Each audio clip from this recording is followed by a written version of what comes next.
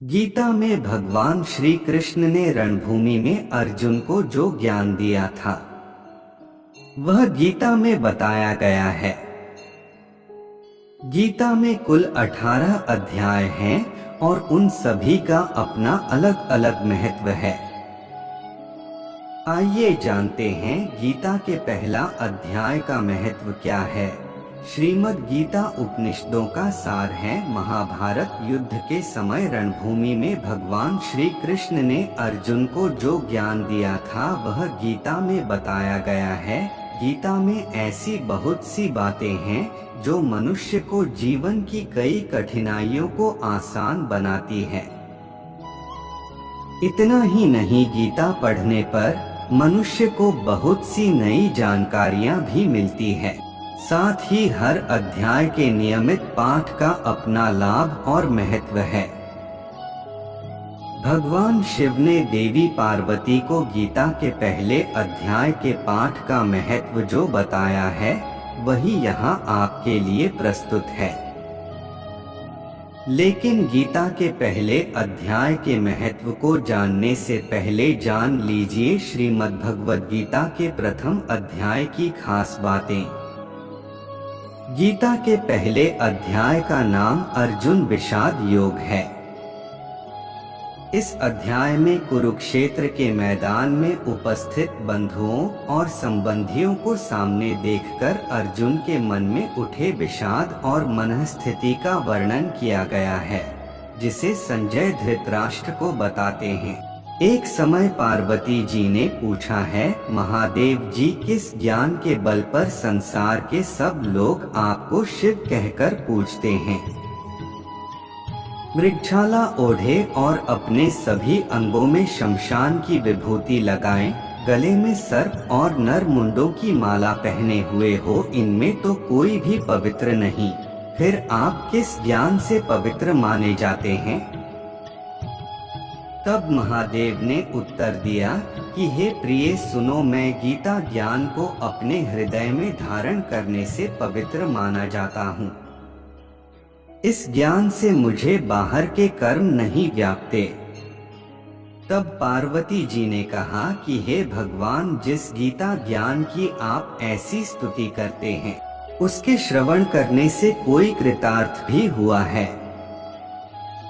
महादेव ने उत्तर देते हुए कहा कि इस ज्ञान को सुनकर बहुत से जीव कृतार्थ हुए हैं और आगे भी होंगे। मैं तुम्हें एक पुरातन कथा कहता हूँ, तुम सुनो। एक समय पाताल लोक में शेषनाग की शैया पर श्री नारायण जी नैन मूंदकर आनंद में मग्न थे।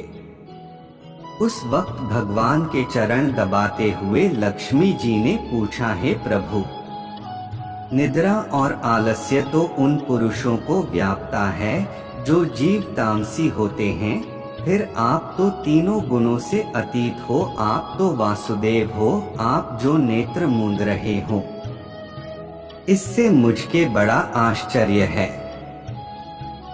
नारायण जी ने उत्तर देते हुए कहा, हे लक्ष्मी, मुझको निद्रा आलस्य नहीं व्यापता। एक शब्द रूप जो भगवद गीता है उसमें जो ज्ञान है उसके आकार रूप है। यह गीता शब्द रूप अवतार है।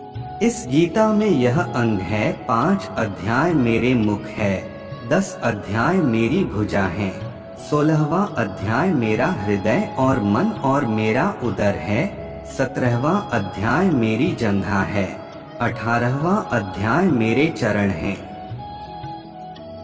गीता श्लोक ही मेरी नाड़ियां हैं और जो गीता के अक्षर है वो मेरा रोम है। ऐसा मेरा शब्द रूपी जो गीता ज्ञान है उसी के अर्थ मैं हृदय में विचार करता हूँ और बहुत आनंद प्राप्त होते हूँ। लक्ष्मी जी बोली, हे श्री नारायण जी, जब श्री गीता जी का इतना ज्ञान है तो उसको सुनकर कोई जीव कृतार्थ भी हुआ है, सो मुझसे कहो। तब श्री नारायण ने कहा, हे लक्ष्मी, गीता ज्ञान को सुनकर बहुत से जीव कृतार्थ हुए हैं, सो तुम श्रवण करो। एक व्यक्ति था जो चांडालों के कर्म करता था और तेल नमक का व्यापार करता था। उसने एक बकरी पाली। एक दिन वह बकरी चराने के लिए वन में गया और वृक्ष से पत्ते तोड़ने लगा। वहां उसे एक सांप से डंस लिया, जिससे वह तुरंत मर गया। मरने के बाद उसने बहुत से नरक भोगे और फिर उसका जन्म बैल के रूप में हुआ। उस बैल को एक भिक्षुक ने मोल लिया। वह भिक्षुक उस पर चढ़कर सारे दिन मांगता फिरे। जो कुछ भिक्षा मांगकर लाता वह उसे अपने परिवार के साथ मिलकर खाता और वो बैल सारी रात द्वार पर खड़ा रहता। उसके खाने पीने का भी कोई ख्याल नहीं करता था और सुबह होते ही बैल पर चढ़कर फिर मांगने निकल जाता।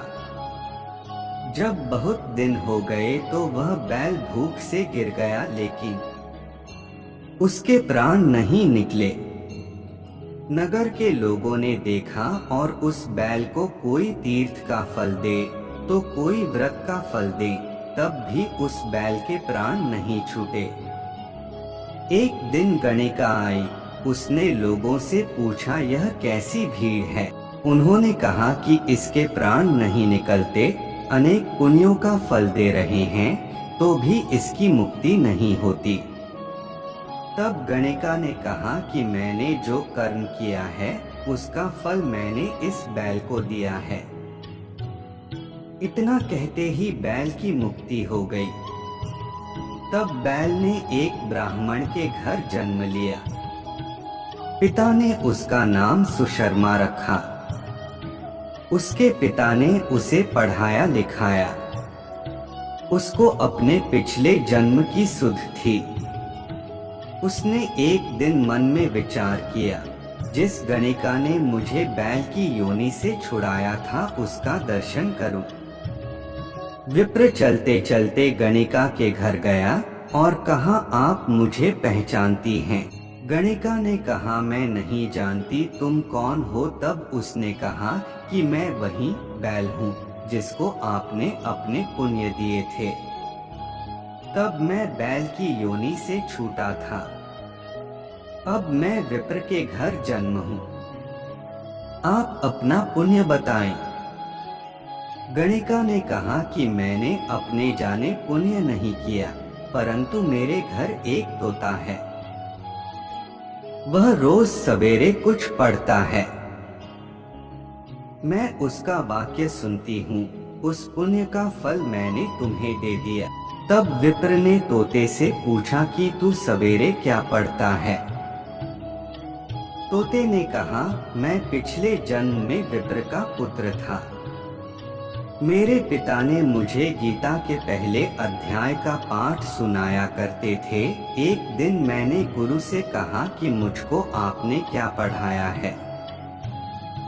तब गुरुजी ने मुझे शाप दिया कि तू तोता बन जा। इसके बाद से मैं तोता बन गया। एक दिन बहेलिया मुझे पकड़ ले आया और एक विप्र ने मुझे मोल ले लिया। वह विप्र भी अपने पुत्र को गीता का पाठ सिखाता था।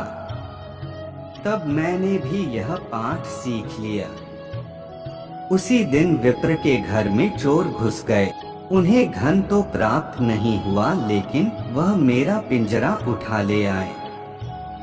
उनकी यह गणिका मित्र थी। वह मुझे उसके पास ले आए।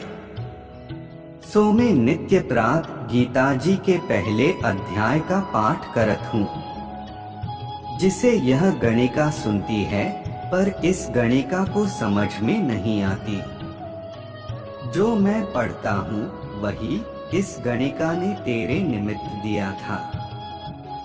वह श्री गीता जी के पहले अध्याय का फल था। तब विप्र ने कहा कि हे तोते, तू भी विप्र है, मेरे आशीर्वाद से तेरा कल्याण हो, सोहे लक्ष्मी। विप्र के इतना कहते ही वह तोता भी मुक्ति को प्राप्त हो गया। तब गणिका ने बुरे कर्म छोड़ भले कर्म ग्रहण किए और नित्य स्नान करके श्री गीता जी के प्रथम अध्याय का पाठ करना शुरू कर दिया। जिससे उसकी भी मुक्ति हो गई।